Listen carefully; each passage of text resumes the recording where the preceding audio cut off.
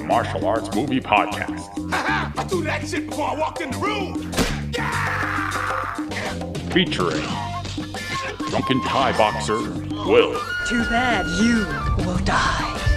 The also drunken wrestler, Mark. I said I don't want trouble. And drunken karate master, Zero. You've lost your balls. And now, I know Kung Fu. You know, baby. Fists of Fail. Well, I have one complaint I would have for this movie. What's up? On Haya, which is it's only an English dub. Boo. Yeah, pretty bad. Pretty bad. It's only a complaint. Yeah, I don't What want was to be your one thing? of those people who just like hates anything dubbed, because there can be some Yes. decent dubs. Obviously, I always prefer the original language, but this is all we got.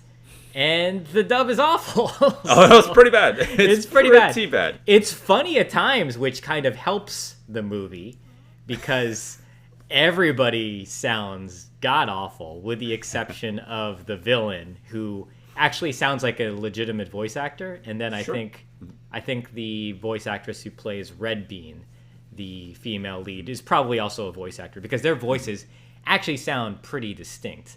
Yeah. But the guy playing Jet Li is so bad. Oh my god. The fact that they're trying to match the lip movements makes it sound even worse. Yeah. It makes him sound mentally challenged almost, like, or he's like out of breath, or Shatnerizing. or he forgot his lines.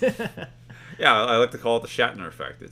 I don't think that is a good idea.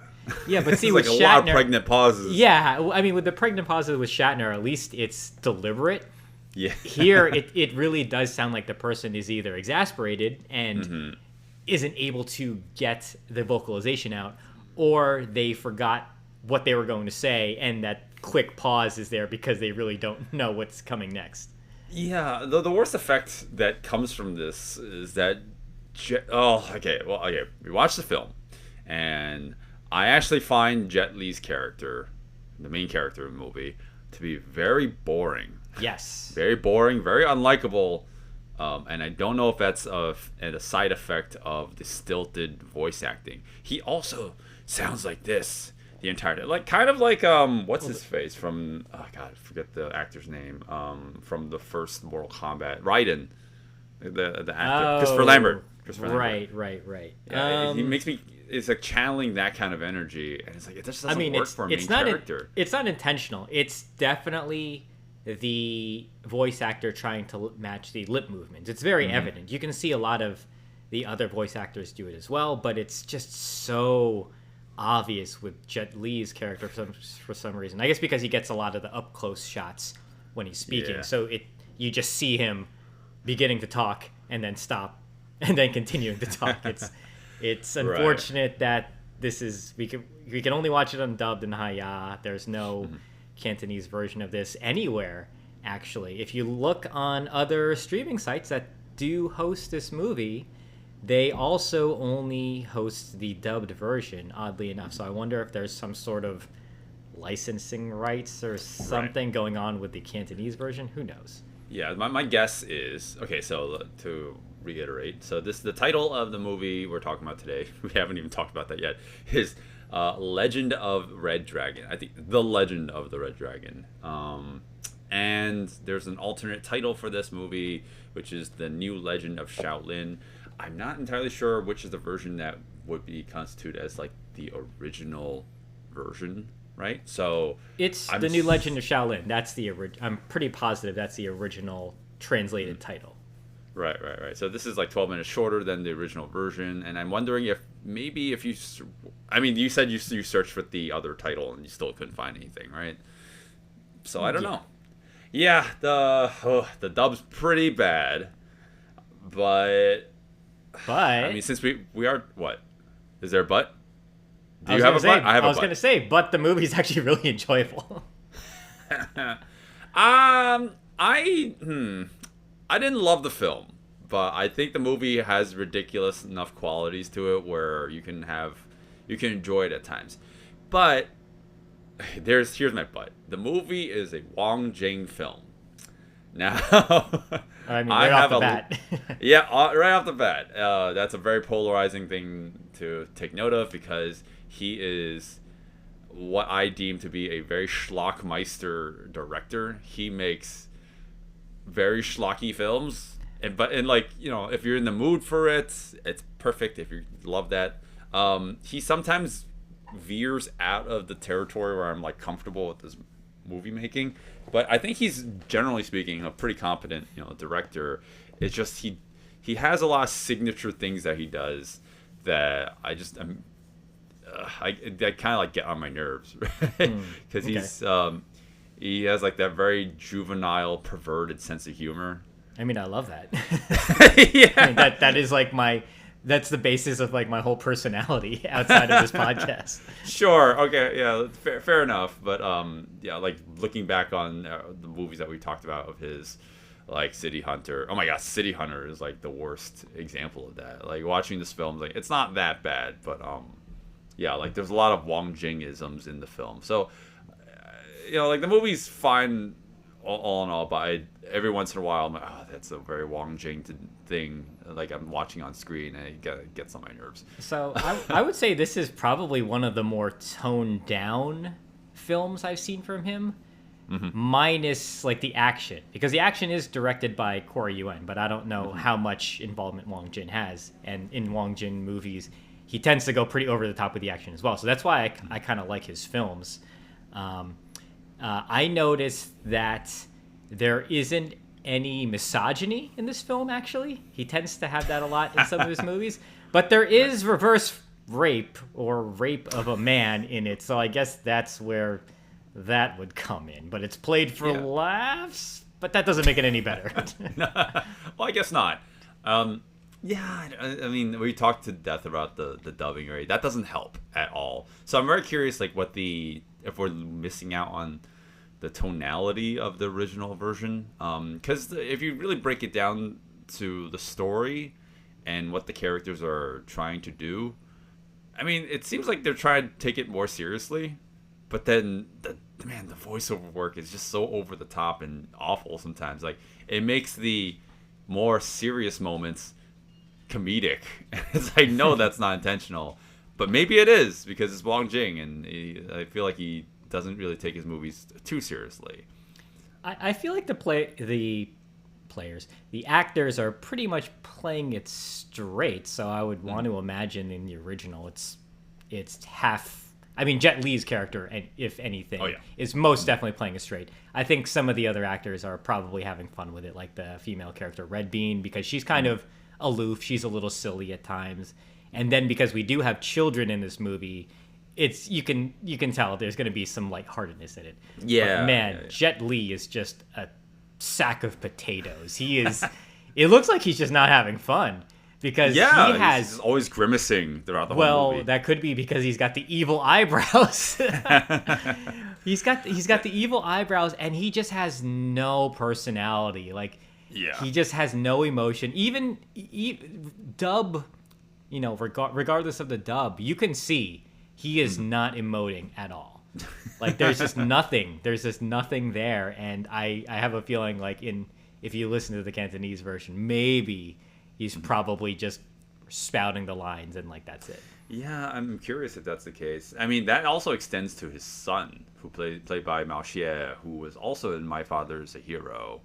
Right? Yeah, My Father's a Hero. Yeah, My Father's a Hero. Yeah. Yeah, but at least in that film, he was like emoting. Like all the characters had a lot more personality to them, and I mean, at least we get these two pairing up together, and it's strange that the Mao Xie, who plays his son, actually gets equal screen time with him in terms of the action, and Mao Xie looks great. You know, we said this last time too, but he's phenomenal when we watch him on screen. This might be like the second, third time we talked about him on this show, but he's like a phenomenal child martial artist. And you know, like this movie at least spends a considerable amount of time like showcasing like what he can do, and it doesn't really downplay it at all. You know, like a lot of movies we watch with children fighting, like the adult actors have to kind of pull their punches or or whatnot. But Mao Xie, like, he's really like in there. Like the choreography is like all full blast, and he's keeping up with Jet Li, so that's really impressive. Right. Okay. Before we get into the action, what's Sure. the story, Will? What is? Well, no, I was does gonna it do that even to matter? you. No, I was gonna do that to you. I don't want to talk about the story. All right. Well, it's another Qing Dynasty story, right? Every movie that talks about the Qing Dynasty is always about how the government is cracking down on potential rebellion. So, in the beginning of the movie, Jet Li's whole... God, I just remember what happened here. Jet Li's whole family is murdered and burned. His whole village is basically pillaged.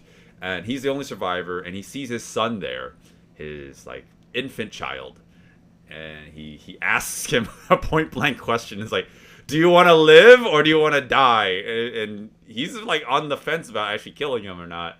But somehow, He gives him this weird decision, like, oh, if you choose the sword, you'll live a life with me, and if you choose the rocking horse, I'll send you to hell with your mother, or something like that.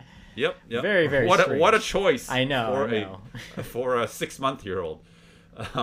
And yeah, well, okay, so that sets it up so that he has a bounty on his head with his son as his son grows up to be a little bit older. Oh boy, and the movie actually goes in many different directions from this point on. So there is a former village mate of his who betrayed him, played by Changhua Ji. He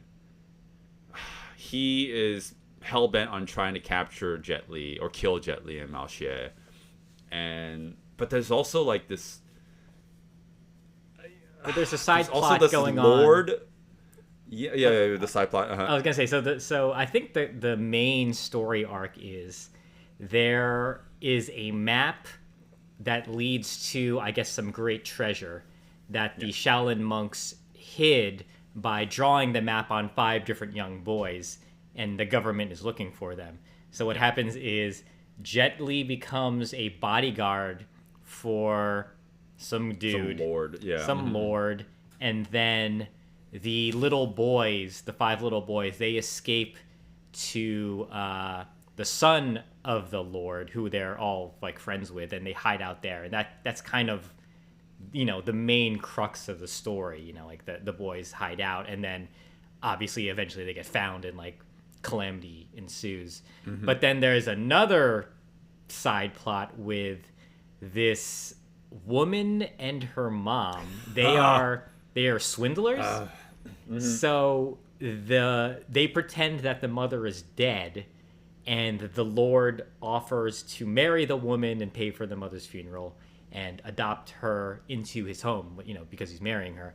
And then there's strife there because Jet Li is hired as a bodyguard, but he's on to her being a swindler. So, he's trying to kind of expose her, and she's trying to kind of annoy him. And so there's comedy derived from that as well. Yeah. So there's actually a lot. There's actually a lot going on. There's a lot of things going on in this movie. But when you watch it, though, it's pretty straightforward. It's straightforward enough. I mean, at least they connect all the pieces together. I will say there isn't a single character in the whole movie I can latch on to. There is a death that happens late in the film, and I could not give a shit when it was happening. I just could not. It was so dragged on, and I thought it was. It felt like a parody. Well, the dub does not help. I feel that maybe if we were listening it in the original language, it probably would have felt a little more genuine. But as this character, well, it's kind of weird. It's a one shot. The camera doesn't break away from this long dialogue exchange of this one character dying and the other character embracing that person. And I'm sure it's meant to be sincere, but the acting of the voice actors or actresses does not help. No, absolutely not. And it doesn't help that... Again, I can't blame it entirely on the voice acting, although the voice acting doesn't help. But I never felt like the movie was endearing me to that character. I felt that character was kind of annoying at times, and I wasn't sure if that's because of the dub either. Yeah, but The story, okay, you basically mentioned like 3 subplots that kind of meld together into one overall plot. It's pretty straightforward when you watch it, like how the movie unfolds. A lot of things happen. But yeah, let's talk about the action. It's it's just like the right amount of over the top. It's very over the top at times. I love it. I love this movie and its action. It's so bizarre. Very, very bizarre, but it's so creative at times too. Sure. Like the first opening scene features a giant wooden log, a flaming giant wooden log, versus a spinning spear. And it's beautiful what they put on screen because it's just so ridiculous. When you hear the term gravity defying, sometimes it's kind of loosely thrown around, but this literally is gravity defying what is going on. Like, no one could ever wield these weapons like this. I love how, did you notice, like, Jet Li is subtly superhuman in that he can just pick people up and throw them around with like, absolute ease. Like, he's burning the bodies. Like in the scene. Just like and one hand just tossing them. one hand tosses one of the bodies into this huge wooden flaming pyre. I was like, okay, sure. Well, he's just that much of a hero. Apparently, his character is based off of real historical figures, so I'm sure the real person in life could do all these things. Oh, of course. Yeah, this is a no-brainer, of sure. But yeah, there's like some mysticism that happens in the movie too, because the main villain, he essentially develops lizard skin. I was gonna say not really. I was gonna say nacho cheese face or something along those lines. Doritos. Well, it's weird because Jet Li defeats him in the opening fight. And he essentially becomes the reoccurring villain throughout the movie. And when we meet him later, his face is melted. And apparently, I can't remember what it was. Something with like a witch bringing him back to life with poison or something like that. Like, how do you bring somebody back to life with poison? I don't know. Isn't that the opposite? Aren't you just killing them with poison? Well, Well, anyway, so he whenever he comes back, his face is like even more grotesque. Like at first it's like nacho cheese, then it becomes like lizard, and it's just like melted. It's like melted, completely melted by the end. Yeah, I mean, obviously his character. I mean, a lot of things about the movie go outside the realm of reality, right? But the fact that he's an invulnerable killing machine. Who's basically could just eat spear stabbings like with ease is one thing, but he's also the thing that actually took me out of the movie more than the other 50 things that took me out of the movie. I know what you're gonna say. Is the horse, the iron horse? No, it's not a horse. That is a fucking car. Okay. But they call it an iron horse in the movie. I know they do. I was like, that is not a horse. That is. What is that? So when the villain reappears, and I mean, yes, this is not really a spoiler, but like you need to see it to believe it. When he reappears later in the movie, his iron horse, which is literally a tinfoil car, a giant tinfoil car, it literally bursts through the ceiling and lands in the middle of this room and just starts speeding all over the place. And these like rapid fire cuts because they don't want to show it in too long of a take because you're going to see the tinfoil. Like it's very, very obvious. Some parts are tinfoil and some are just like super thin aluminum sheets. Yeah, that's what I expect from a Wong Jing production. Like, he knows how to take low budget and blow it up, and you still have a good time where you can kind of suspend your disbelief, but it's like, oh god, what the fuck is that thing? It looks so cheap. I love it. I love it. I think this film, or like his kind of sensibility with how silly it is just like right up my alley. Yeah, I mean, so the movie is action choreographed from Corey Yuen. I mean, I'm sure since there's so much Wong Jing-isms in here too, I'm sure Wong Jing had his hands in there as well. It's very wire-fooey, the whole movie. There are moments where it's a lot more grounded in reality, but for the most part, lots of wire work, like tons and tons of wire work, especially when Mao Xie is doing one finger handstand push-ups. They're not push-ups because he's pushing himself so hard, it's launching him into the air before coming back down and repeating the process. Okay, explosive one finger handstand push-ups. Oh my god, fuck that. But he's like he's floating. He's floating so softly when he's doing these. Oh, and leave it to Wang Jing to leave all the wires visible in every shot. Oh, of like course, every time you see the wires, I'm like, oh, there it is. I see it. That just adds to the charm. But it's weird. Like I tend to not really like some wire foo sometimes. Mm-hmm. But I think the way it's done in this movie, because it's so over the top, but it's so creative, like in how they use it. Because I'm thinking to the last fight when it's Jet Li and Miotse, they're fighting together with a spear. There's a lot of wire work because they gotta lift that kid up, and he's like kind of soaring around the screen. Jet Li's like throwing him, and they're bouncing all over the place. Like that's where it gets really creative, and I don't mind because. Yes, they need to have a wire to hold that kid up to do some of the more like fantastical or like gravity defying things. Yeah, well, I mean, if they're not doing that with the children, it's clearly a dummy that they use, especially in the opening fight scene, which I would love to talk about. Oh man, so kids fight in this actually. Yeah. So it's not just Motse fighting like adults, like which happens in a lot of movies when it's like a child martial arts actor in there, usually because like you can have the little kid fight the adult and like just hurt the adults, right? But when you have kids fighting kids, there's that chance that the kids are going to hurt each other. So it's interesting that we actually have a child on child fight scene, like Mozier fights multiple children.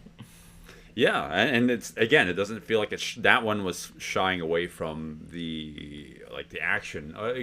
The choreography really does feel appropriate. It could feel appropriate if a bunch of adults were doing this too. Like you see the kids actually like landing hits on one another, so it's impressive in that regard. I just wasn't a fan of the movie, like the story. Like I think. I don't know. I wasn't too engaged with it, but I will give it to you that I think the action is, because it's so over the top, it's enjoyable in that regard. But man, there's a lot of action in this movie, like a ton of it. Like I don't even know how many fight scenes there are. There's at least like 8 of them. There's a bunch, and I don't think we have to go into detail on too much of it because it's weird. Like there's certain action scenes where, fights ensue, but it's kind of really just moving the story along, and we're not getting, we're not really seeing choreography. We're just seeing like struggles or Jet Li taking his wobbly spear and just smacking people around, and like that's the end of it or something like that. Yeah. Well, I guess like with that said, is there anything you want to talk about before we jump into the action, like specifically?